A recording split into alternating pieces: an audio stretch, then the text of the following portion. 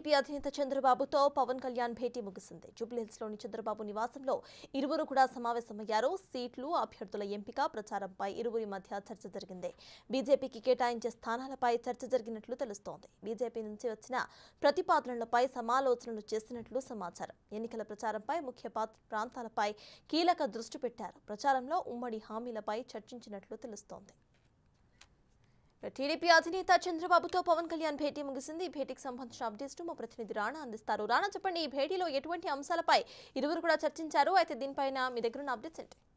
సత్తాస్ దాదాపు 75 నిమిషాల పాటు వీరిద్దరి మధ్య కూడా భేటీ జరిగింది. అయితే రాష్ట్రంలో జరుగుతున్న తాజా రాజకీయ పరిణామాలపైన వారు పూర్తి స్థాయిలో కూడా చర్చించుకునే నేపథ్యం ఏర్పడుతుంది. ఎందుకంటే రాబోయే రోజులు 23 తారీఖుని 20 తారీఖు ఇద్దరు నాయకులు జనాల్లోకి వెళ్తూపోతున్నారు కాబట్టి వారి యొక్క ప్రచారాన్ని కూడా మొదలు చేయబోతున్నారు కాబట్టి దానికి తగ్గట్టుగా అనుసరించినటువంటి వ్యూహాలు ఏవైతున్నాయో దానిపై కూడా వారు పదును పెట్టినటువంటి నేపథ్యం ఏర్పడుతుంది. ఇంకా అభ్యర్థుల విషయంలో కూడా ఆలస్యం చేయకూడదనే యోచనలో ఇద్దరు అధినాయకులు ఉన్నట్టుగా మనకు సమాచారం అవుతుంది. ఇప్పటికే టీడీపీ ప్రకటించినటువంటి అభ్యర్థులు ఎవరవుతున్నారో అభ్యర్థులంతా కూడా 23వ తారీఖు చంద్రబాబు నాయుడు వారితో ప్రత్యేకమైనటువంటి భేటీ కూడా ఉండబోతుంది. దాని తర్వాత జనసేన నుంచి ఇప్పటికే దాదాపు 21 సీట్లు వారికి కేటాయించారు కాబట్టి ఆ సీట్లు ఏ నియోజకవర్గాలు ఉండబోతున్నాయి, సో ఎవరెవరు అఫీషియల్గా అక్కడ పోటీ చేయబోతున్నారు అంశం పైన కూడా ఒక క్లారిటీ అనేది ఇవాళ వచ్చినటువంటి నేపథ్యం కాబట్టి అయితే బీజేపీ చాలా కీలకమైనటువంటి స్థానాలను కూడా వారు అడుగుతున్న నేపథ్యంలో ముఖ్యంగా కృష్ణా జిల్లా కానీ ఉభయ గోదావరి జిల్లాలో కూడా కొన్ని స్థానాలు కూడా వారు అడిగారు కాబట్టి ఆ స్థానాలు ఏవై ఉంటాయని దానిపై కూడా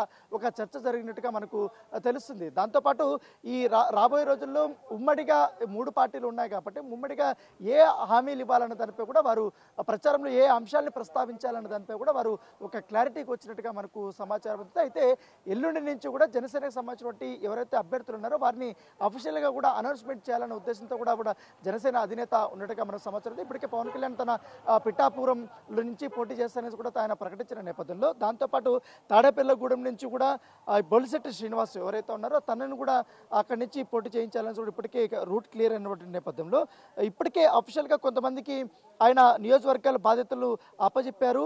వాటికి సంబంధించిన విషయంలో వారే ఇక మీదట ఆ నియోజకవర్గాల్లో పోటీ చేస్తారనేది కూడా ఇప్పటికే ఊహాగానాలు వస్తున్నటువంటి నేపథ్యంలో వారందరినీ కూడా అఫీషియల్గా అనౌన్స్మెంట్ చేయాలనే ఉద్దేశంతో కూడా పవన్ కళ్యాణ్ ఉన్నారు. దాని తగ్గట్టుగా ఒక చంద్రబాబు నాయుడుతో కూడా చర్చించిన తర్వాత ఒక క్లారిటీ అనేది వచ్చినటువంటి నేపథ్యం ఏర్పడుతుంది. దాంతోపాటు ఈ ఉమ్మడి ప్రచారం అనేది ఎక్కువగా ఉండబోతుంది. చంద్రబాబు నాయుడు కానీ పవన్ కళ్యాణ్ కానీ వారిద్దరు కూడా జరపబోయే సభలు ఎలా ఉండాలి, దాంతో ఆ సభలో ఏ అంశాలని ఎక్కువగా ప్రస్తావించాలన్న దానిపై కూడా వారు చర్చించుకుంటారు తెలుస్తుంది. దాంతోపాటు పూర్తిగా ఇప్పుడు ఈ డిజిటల్ మీడియాను కూడా వారు పూర్తిగా వినియోగించుకోవాలని చెప్తారు. ఎందుకంటే వైసీపీ దాదాపు ఈ 5 సంవత్సరాల్లో చేసినటువంటి అసమర్థ పనులు ఏవైతున్నాయో వాటంతా కూడా ప్రజలకి అర్థమయ్యే విధంగా కూడా వాటిని ఉండాలి అనే దానిపై కూడా రూపొందించుకోవాలి. దాని తగ్గట్టుగానే ప్రచారం ఉండాలనే దానిపై కూడా ఇరు నాయకుల మధ్య చర్చ జరిగినట్టుగా మనకు సమాచారం అందుతుంది. దాంతోపాటు చంద్రబాబు నాయుడు ఇప్పటికే ఆల్మోస్ట్ ఈ మధ్య కాలంలో ఎక్కువగా జనాల మధ్య ఉన్నారు. అనేక సభల్లో కూడా ఆయన పాల్గొన్నారు కాబట్టి దాంతోపాటు ఇప్పుడు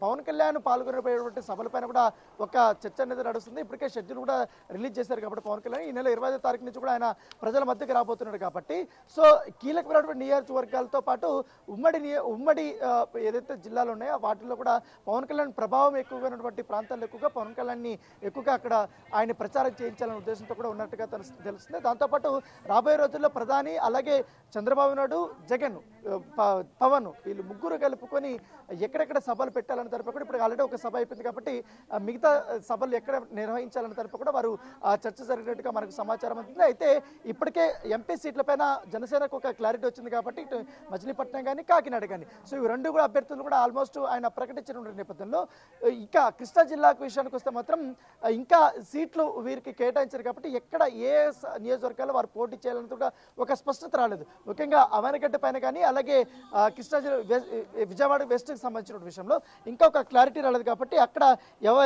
ఏ పార్టీ నిలబెట్టాలని దానిపై కూడా ఒక అవగాహనకు వస్తుంది. ఇప్పటికే విజయవాడకి సంబంధించినటువంటి విషయంలో బీజేపీ కూడా ఆ సీటు మీద ఎక్కువగా ఫోకస్ పెట్టింది కాబట్టి అక్కడ జనసేన పార్టీకి సంబంధించిన పోతిని మహేష్ని దింపాలన్న ఉద్దేశంతో కూడా పవన్ కళ్యాణ్ మొదటి నుంచి కూడా ఆలోచిస్తున్నారు. దాని తగ్గట్టుగానే చంద్రబాబు నాయుడు దగ్గర అనేక సార్లు కూడా డిస్కస్ చేసినటువంటి నేపథ్యం ఈ అంశం కూడా ఇవాళ ప్రస్తావనకు వచ్చినట్టుగా మనకు సమాచారం అందుతుంది. సో ఏదన్నటికీ కానీ ఇవాళ చాలా కీలకమైనటువంటి భేటీ అని చెప్పుకోవచ్చు. ఎందుకంటే ఇరు అధినేతలు కూడా ప్రజల్లోకి వెళ్ళబోతున్నటువంటి నేపథ్యంలో ఆ ప్రచారాలకు ఎంత ఇంపార్టెన్స్ ఇవ్వాలి, ఆ ప్రచారంలో ఏ అంశాలని ప్రస్తావించాలి అన్న దానిపై కూడా ఒక క్లారిటీ అనేది ఇవాళ వచ్చినటువంటి నేపథ్యం కనపడుతుంది. ఎందుకంటే దాదాపు ప్రత్యేక హోదా నుంచి కూడా చూసుకుంటే స్టీల్ ప్లాంట్ వ్యవహారం కానీ లేకపోతే ఏదైతే వైసీపీ అనేక హామీలు వచ్చింది వారు ఏ విధంగా విస్మరించారు, ప్రజల్ని ఏ విధంగా దగా చేశారన్న దానిపై కూడా చాలా క్లారిటీగా ప్రజలకి వివరించాలనే ఉద్దేశంతోనే పైగా ఉమ్మడి హామీలు ఏ విధంగా ఉండాలన్న దానిపై కూడా వారు చర్చించినట్టుగా సమాచారం అవుతుంది. ఇప్పుడు ఆల్రెడీ వీళ్ళిద్దరు భేటీ అయిన తర్వాత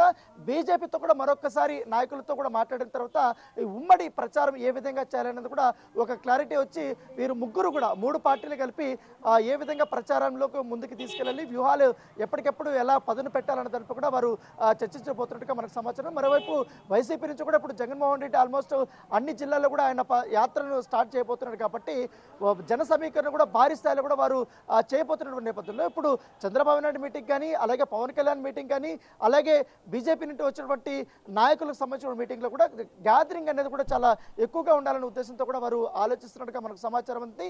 అదే ఏదో ప్రతి ఒక్క మీటింగ్లో కూడా వైసీపీ చేసినటువంటి వైఫల్యాల గురించి వీడియో రూపంలో కూడా అక్కడ ప్లే చేసి ప్రజలకి అర్థమయ్యే విధంగా కూడా చేయాలనే ఉద్దేశంతో కూడా ఇరు పార్టీ నాయకులు ఆలోచిస్తున్నట్టుగా మనకు సమాచారం. దాని తగ్గట్టుగానే వారు వ్యూహాలు రచిస్తున్నట్టుగా మనకు సమాచారం. మొదటిగా అయితే ప్రజల్లోకి వెళ్ళక ముందు ఈ సీట్ల వ్యవహారాలను కూడా తొందరగా చేస్తే ఆయా నియోజకవర్గాల్లో ఏ అభ్యర్థి పోటీ చేస్తారనేది కూడా ఒక స్పష్టతనిస్తే ఆటోమేటిక్గా అధినాయకులు ఆ ఒక్క నియోజకవర్గాలు కానీ జిల్లాలకు వెళ్ళినప్పుడు కూడా స్పందన అనేది ఆటోమేటిక్గా చాలా ఎక్కువగా ఉంటుంది అనేసి కూడా వారు భావిస్తున్న నేపథ్యంలో దానిపైన ఇవాళ చర్చోపచర్చలు జరిపినటువంటి నేపథ్యం కనపడుతుంది. Right, thank you Rana.